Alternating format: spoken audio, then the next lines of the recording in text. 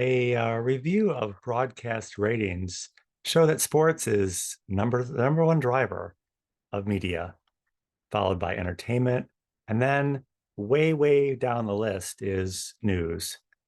Yet news seems to set the tone for our dysfunctional society and world.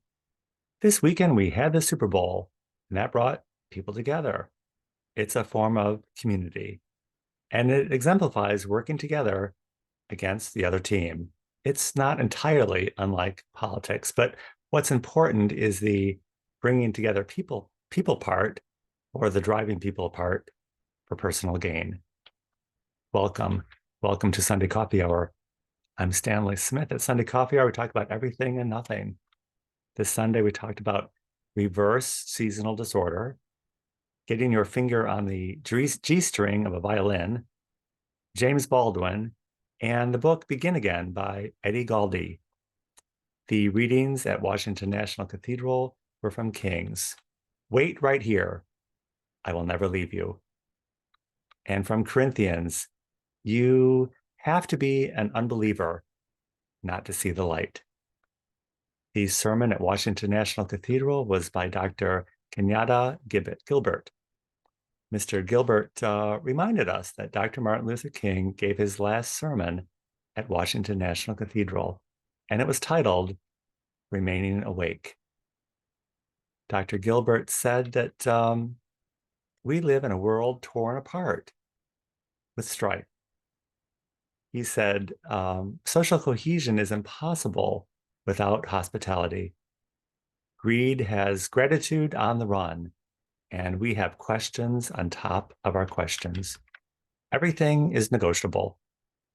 Living faithfully is good, but not compulsory. The next generation of seekers is one that is unbiblical and suspect. When Christianity is in service of oneself instead of the community, everything is lost. Conversely, Mr. Gilbert said the majority of young people today consider themselves Christian, but he said in truth they're more accurately described as almost Christian. They believe God gets involved when we're having a problem, and that we go to heaven when we die. That's a moralistic and therapeutic faith. It requires very little from us. Almost Christian means going through the motions. Going through the motions in this country means that everything can be bought and sold. We value everything in terms of dollars and cents.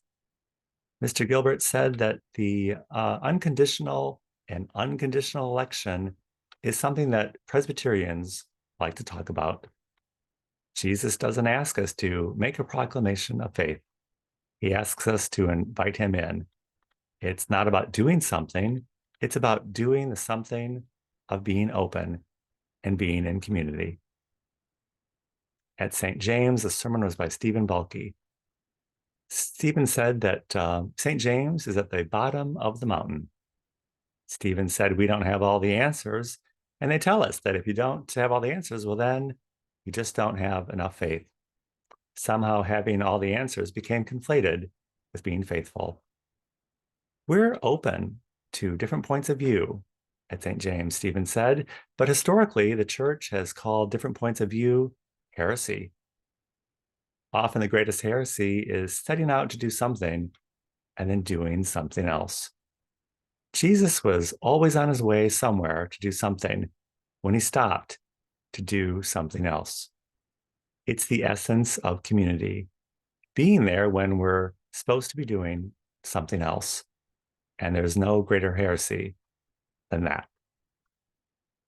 At National Cathedral, Rose started off the sermon by asking that we all be set free from our prejudice. And Dr. Gilbert said that we have a world of strife because we lack faith. Both statements are just different ways of denying our humanity.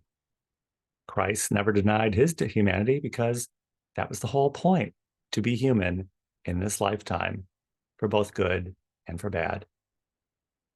Being famous means the promise of doing things. Christ was always on his way to do something, and that was his promise. And it was fulfilled whenever he stopped to do something else.